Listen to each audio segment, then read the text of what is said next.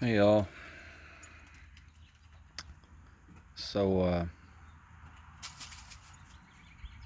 it's been an interesting week, and I'm not even going to talk about anything domestic.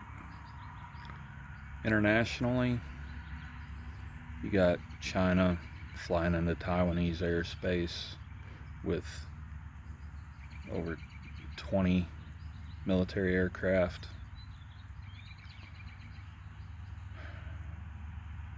We are staunch allies of Taiwan.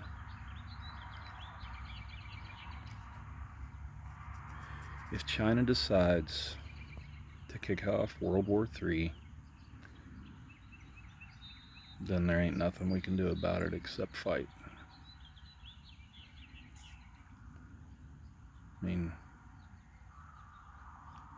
World War I started because a guy was assassinated. Ferdinand.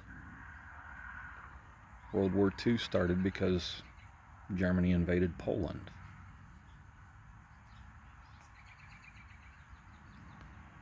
World War III could start because China attacks Taiwan. We will go to their aid, and if we enter against China, then Russia and Iran are going to enter on China's side, and UK and Germany and France and all those countries are going to enter on our side, and it'll be the next World War. There's no way around that. So, what can you and I do as civilians? I'm too old and injured to go back in the military. I tried a couple of years ago. I wanted to go back into the National Guard just so I could, get my retirement out of them and keep serving because it's in my blood. I knew from the age of 6 I was going in the military. It was just given. What are you going to do after high school? Going in the service. So, what can we do? What we can do is what we've been doing. Keep preparing. Maybe, since I believe that is the biggest threat we have right now, maybe tailor your preparedness in that direction. What's the one thing that us and China and Russia all have in common? Nuclear warheads. So,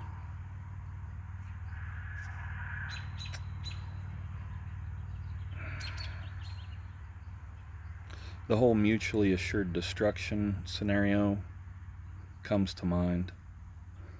But say the war goes conventional and we, get 3-4 years down the road and we start to win. Russia or China or both get desperate.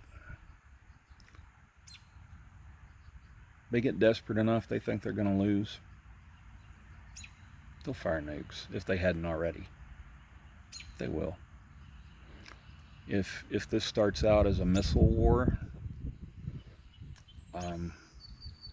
we don't have enough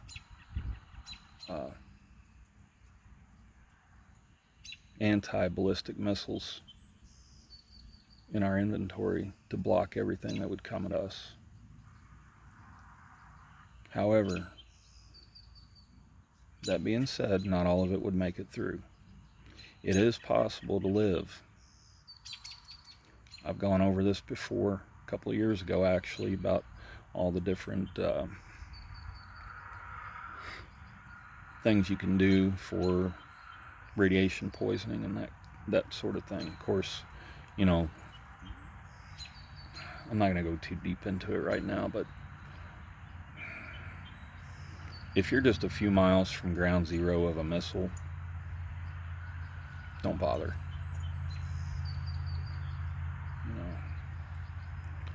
But if you're far enough out in the country where, I mean, Louisville, Kentucky is the biggest city near me,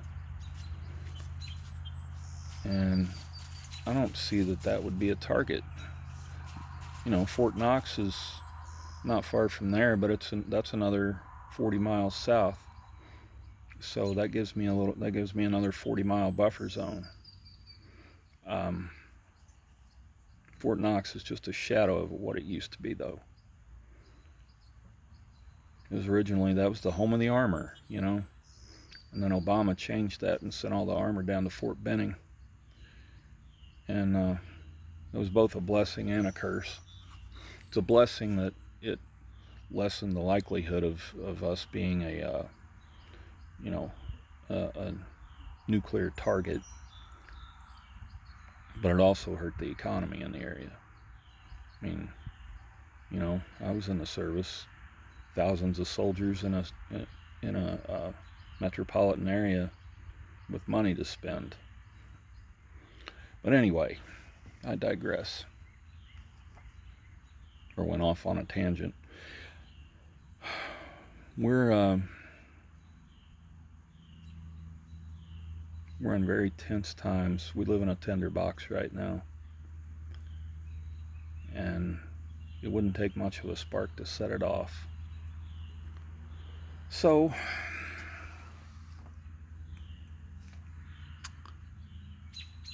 start looking into things like potassium iodate tablets, baking soda, and keep copious amounts of fresh water on hand, because you can actually flush your system out to get some of radioactive materials out of your system. So start looking into that. Look into building a greenhouse, because fallout and such, you don't want to contaminate your food source. Look into crops that you can grow without UV light, like mushrooms.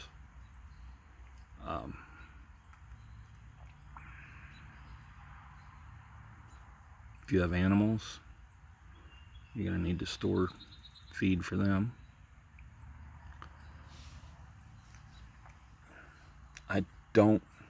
This is my personal opinion, all this, but I don't think we would, at least not at the outset, I don't think we would get invaded. Our country's too big, and there's too many people, too many armed people. So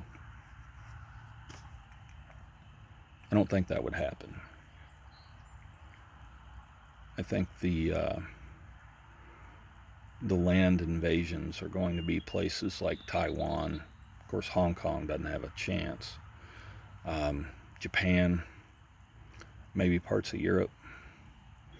But we might have some trouble down on the southern border. We might have some stuff come across the Canadian border. There's been Chinese troops in Mexico for a couple of decades now. We heard all those reports of Chinese troops in Canada. But where I'm at, I'm about as far away from both borders as you can get.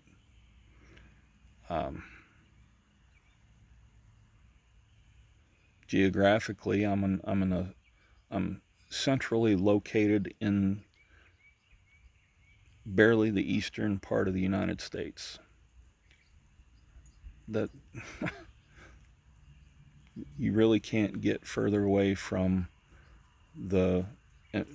and be equally far away from the borders and the ocean than I am. There's better places. I mean, like the Appalachian Mountains would be a good place. The Rocky Mountains would be a good place. I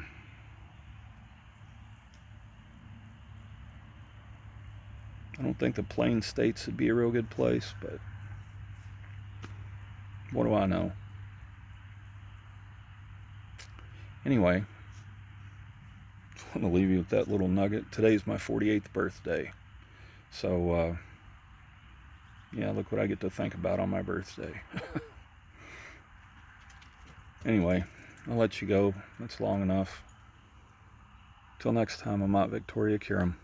Stay safe out there.